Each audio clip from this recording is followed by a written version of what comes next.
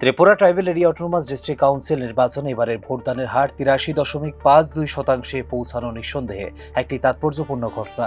মোট ৯,৫১,৬১৩ জন ভোটারের মধ্যে ৭,৯৪,৭৭৯ জনের অংশগ্রহণ প্রমাণ করে।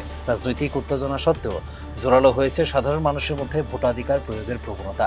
লিঙ্গভিত্তিক বিশ্লেষণে দেখা যায় ৩,৯৯,৭৯৯ মহিলা ভোটারদের অংশগ্রহণ ৩,৯৪,৯৭৯ পুরুষ ভোটারদের তুলনায় সামান্য বেশি।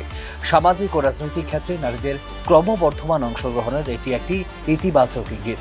ভোটের হার বিশ্লেষণ করলে স্পষ্ট হয় অধিকাংশ কেন্দ্রেই ৮০% বেশি ভোট পড়েছে, যা একটি শক্তিশালী ভোটার মোবিলাইজেশনের ইঙ্গিত। পূর্ব মোহরীপুর বুড়াথলি কেন্দ্রে সর্বোচ্চ ৮৯.৯১% ভোটদান যেমন উৎসাহব্যঞ্জক, তেমনি অপেক্ষাকৃত কম অংশগ্রহণের দিকটি তুলে ধরে দামছড়া জম্পুজলা কেন্দ্রে ৬৯.০৯% ভোট।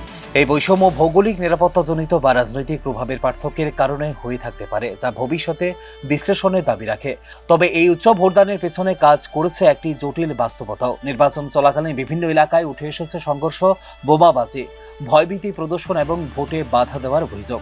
এই ঘটনাগুলি নির্বাচনের পরিবেশকে প্রশ্নবিদ্ধ করে এবং প্রশাসনিক প্রস্তুতি ও নিরাপত্তা ব্যবস্থার কার্যকারিতা নিয়ে তৈরি করে আলোচনার অবকাশ। একই সঙ্গে এইসব প্রতিকূলতার মধ্যেও ভোটারদের দীর্ঘ লাইন এবং স্বতঃস্ফূর্ত উপস্থিতি গণতান্ত্রিক মূল্যবোধের প্রতি গভীর আস্থার প্রতিফলন বলেও মনে করছে বিশ্লেষকরা। রাজনৈতিক প্রতিযোগিতা যতই তীব্র হোক না কেন, সাধারণ মানুষের মধ্যে ভোটাধিকার প্রয়োগের ইচ্ছা এখনো প্রবল, তা মোটামুটি নিশ্চিত। সব মিলিয়ে টিটিএডিসি নির্বাচনের এই চিত্র একদিকে যেমন গণতান্ত্রিক শক্তির উত্থানকে তুলে ধরে, অন্যদিকে নির্বাচনী প্রক্রিয়ার স্বচ্ছতা ও নিরাপত্তা নিশ্চিত করার ক্ষেত্রে ভবিষ্যতের জন্য সামনে নিয়ে এসেছে গুরুত্বপূর্ণ প্রশ্ন। News now.